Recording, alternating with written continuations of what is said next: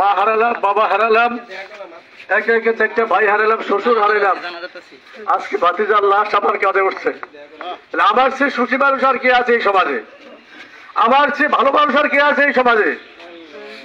এই সমাজবাসীর কাছে আমার একটা প্রশ্ন, আমার ভাতিজা হারুন এমন কি অপরাধ করছে তাকে মেরে ফেলতে হবে?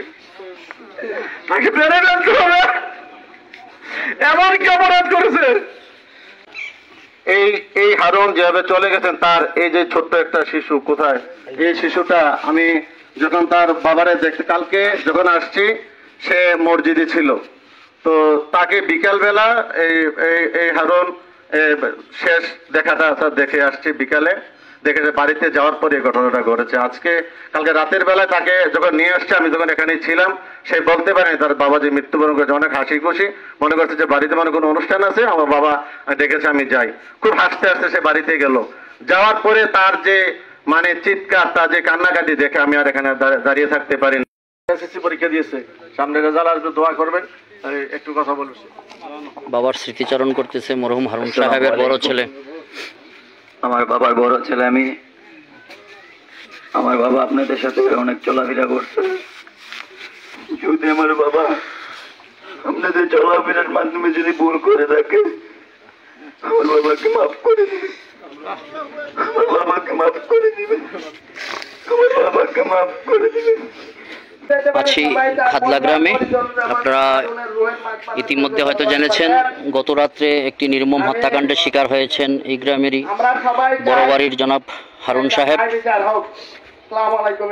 তার স্মৃতিচারণ চলছে, তার জানাজাতে উপস্থিত হয়েছেন 10 নং বায়ক ইউনিয়ন পরিষদের সম্মানিত চেয়ারম্যান, উপস্থিত হয়েছেন বিভিন্ন দলের নেতৃবৃন্দ এবং এলাকাবাসী সবাই উপস্থিত হয়েছেন। মরহুম হারুন সাহেবকে নিয়ে স্মৃতিচারণ চলছে। আমরা এরকম ঘটনার তীব্র নিন্দা এবং প্রতিবাদ জানাচ্ছি, যেন ভবিষ্যতে এরকম ঘটনা না ঘটে। মাননীয় বায়ক ইউনিয়ন পরিষদের সম্মানিত চেয়ারম্যান, উপজেলা চেয়ারম্যান সহ মাননীয় মন্ত্রী মহোদয়ের দৃষ্টি আকর্ষণ করছি, এরকম হত্যাকাণ্ড যেন বায়ক ইউনিয়নে আর দ্বিতীয়টি না ঘটে, এরকম যেন বিচার করা হয়। এই বিষয়ে যেন বিন্দু পরিমাণও কাউকে ছাড় দেওয়া না। শেষ হয়ে গেল মরহুম হারুন সাহেবের জানাজার নামাজ। তার জানাজার নামাজ পড়িয়েছেন তারই সুযোগ্য সন্তান হাফেজ হুসাইন। আরেক ছোট ছেলে হাফেজি মাদ্রাসায় পড়ে, আর বড় ছেলে এসএসসি পরীক্ষা দিয়েছে এবার। আপনারা যার যার অবস্থান থেকে তার সন্তানদের জন্য দোয়া করবেন। মহান আল্লাহ তাআলা যেন এই সুখ বয়ে নেওয়ার মতো ধৈর্য এবং তৌফিক দান করেন। মরহুম হারুন সাহেবকে যেন আল্লাহ জান্নাতের মেহমান হিসাবে কবুল করেন। আমরা সবাই এই ঘটনার তীব্র নিন্দা এবং প্রতিবাদ জানাচ্ছি। অনতিবিলম্বে খুনি বাইজিদ এবং সাগরকে যেন তথ্য প্রযুক্তি ব্যবহার করে গ্রেফতার করা হয়।